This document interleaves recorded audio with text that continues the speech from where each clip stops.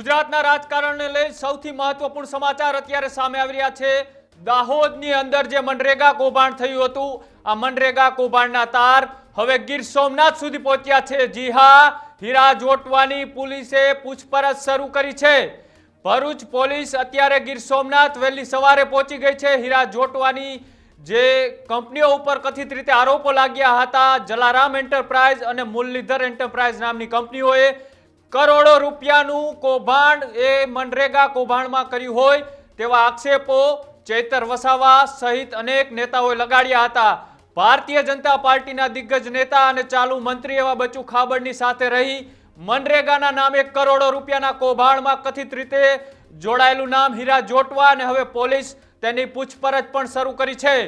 Bharuch police અત્યારે ગીર સોમનાથની અંદર ધામા નાખ્યા છે અને તેમની જે કંપનીઓ હતી જલારામ એન્ટરપ્રાઇઝ, મુરલીધર એન્ટરપ્રાઇઝ સહિતની જે તમામ ડોક્યુમેન્ટની તપાસ અત્યારે શરૂ કરી રહી છે અને ભારતીય જનતા પાર્ટીની સાથે સાથે આ કોંગ્રેસના નેતાના પણ તાર જોડાયેલા હોય તેવા સમાચાર છેલ્લા કેટલાક દિવસોથી ચાલતા હતા। બચુ ખાબડના બંને પુત્રોની પોલીસે ધરપકડ પણ કરી હતી।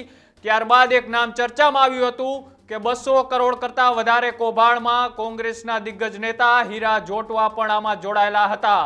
તેને લઈને અત્યારે મહત્વપૂર્ણ સમાચાર એ સામે આવ્યા છે કે ભરૂચ પોલીસે હવે ગીર સોમનાથમાં ધામા નાખ્યા છે અને હીરા જોટવાની જે તમામ કંપનીઓ હતી તેની પૂછપરછ અને તપાસ પણ શરૂ કરી છે અને આ તપાસમાં તેમનું નામ ખુલે છે કે કેમ તે હવે જોવાનો વિષય છે। પણ અત્યારે ભરૂચ પોલીસ હવે ગીર સોમનાથની આ કંપનીઓ ઉપર તપાસ કરી રહી છે। ગીર સોમનાથની સાથે સાથે આ દાહોદ અને નર્મદા જિલ્લાની અંદર કરોડો રૂપિયાનું જે કૌભાંડ થયું હતું, આ કૌભાંડની અંદર 200 કરોડ કરતાં વધારેના ભ્રષ્ટાચારના આરોપ આમ આદમી પાર્ટીના ડેડિયાપાડાના ધારાસભ્ય ચૈતર વસાવા પણ લગાવી ચૂક્યા હતા। તેમને પુરાવા પણ આપ્યા હતા અને કહ્યું હતું કે કદાચ આ આરોપ ખોટા નીકળે તો હું રાજનીતિ છોડી દેવા માટે પણ તૈયાર છું।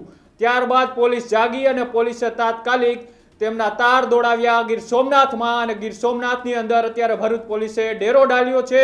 તપાસની શરૂઆત કરી દીધી છે। હવે જોવાનું એ છે કે આમાં બીજી કઈ કઈ કંપનીઓના નામ ખુલે છે અને તેને લઈ વધુ માહિતી માટે મારી સાથે મારા સહયોગી કિશન કાટેલિયા જોડાયા છે। કિશનભાઈ, સૌથી મોટા અને મહત્વપૂર્ણ સમાચાર જે આરોપ લાગ્યા હતા હીરા જોટવા ઉપર, ત્યાં હવે ભરૂચ પોલીસ પહોંચી ગઈ છે અને તપાસની શરૂઆત કરી દીધી છે।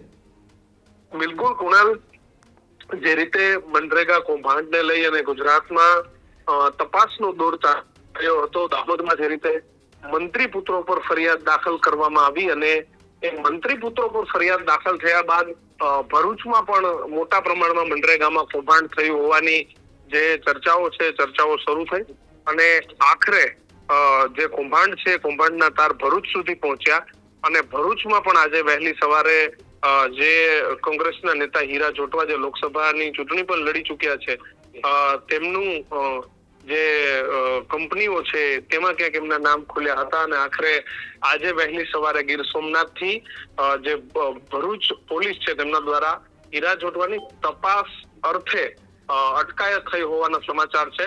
વધુ કઈ વિગતો હજુ સુધી પોલીસ દ્વારા જાહેર નથી કરવામાં આવી, પરંતુ જે જલારામ એન્ટરપ્રાઇઝ, મુરલીધર એન્ટરપ્રાઇઝ, જે બધા નામો હતા એમાં ક્યાંક હીરા જોટવાનું કનેક્શન હોય અને આખરે ભરૂચ પોલીસ છે તપાસ અર્થે લઈ ગઈ હોવાના સમાચાર છે। કુણાલ, કિશન, આ મહત્વપૂર્ણ સમાચાર એટલા માટે કે જ્યારે બચુ ખાબડના બંને દીકરાઓની ધરપકડ કરવામાં આવી ત્યારબાદ આ કૌભાંડ એ ખૂબ મોટા પ્રમાણમાં થયું હોય તેવા આરોપ ચૈતર વસાવા દ્વારા પણ લગાડવામાં આવ્યા હતા। ચૈતર વસાવાએ પણ કહ્યું હતું કે નર્મદા જિલ્લાની અંદર પણ 200 કરોડ કરતાં વધારેનું કૌભાંડ આ બંને કંપનીઓ દ્વારા ભાજપના મંત્રી સાથે જોડાઈ અને કરવામાં આવ્યું છે। તેટલું જ નહીં પણ રાજસ્થાન સુધી પણ આમના તાર જોડાયેલા છે।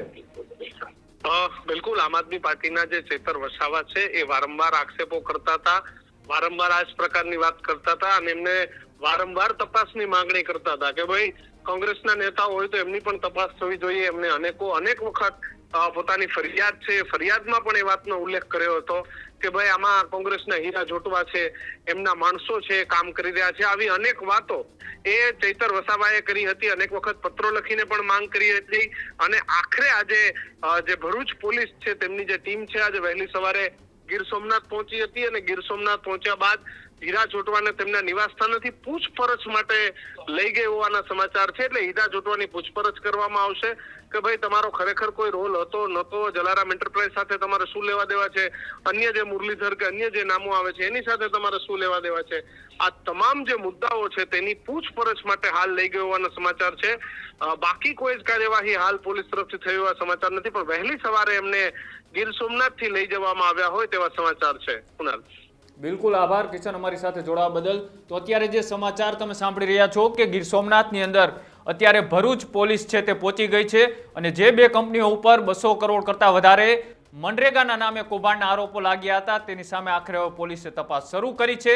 ચૈતર વસાવાએ પણ આરોપ લગાવ્યા હતા, પુરાવા પણ રજૂ કર્યા હતા. ત્યારબાદ હવે કથિત રીતે જે હીરા જોટવા આની સાથે જોડાયેલા છે કે કેમ તેની પણ અત્યારે પોલીસ તપાસ કરી રહી છે. પણ જે બે નામની કંપનીઓ ચર્ચામાં આવી હતી, મુરલીધર એન્ટરપ્રાઇઝ અને શ્રી જલારામ એન્ટરપ્રાઇઝ, આ બંને કંપનીઓ કોની છે અને આ કંપનીઓમાં કઈ રીતના કૌભાંડ કરવામાં આવ્યું, આના તાર કઈ કઈ જગ્યાએ જોડાયેલા છે. ન માત્ર દાહોદ પણ સમાચાર તો એવા પણ મળ્યા હતા કે જ્યારે રાજસ્થાનની અંદર ગેહલોત સરકાર હતી ત્યારે ગેહલોત સરકારની અંદર પણ આ જ કંપનીઓ દ્વારા કરોડો રૂપિયાનું ત્યાં મનરેગાનું કામ કરવામાં આવ્યું છે. ત્યાં પણ કરોડો રૂપિયાનો ભ્રષ્ટાચાર થયો છે અને સાથે સાથે આ કૌભાંડ ત્યારે બહાર આવ્યું કે ભારતીય જનતા પાર્ટીના ચાલુ મંત્રી એવા બચુ ખાબડના બંને પુત્રો જ્યારે આ કૌભાંડમાં સામેલ હતા અને તેમની પોલીસે ધરપકડ કરી અને ધરપકડ બાદ ક્યાંક ને ક્યાંક બીજી કંપનીઓના પણ નામ ખુલ્યા હતા. સાથે સાથે 35 જેટલી કંપનીઓ સામે તપાસનો ધમધમાટ પોલીસે શરૂ કર્યો હતો.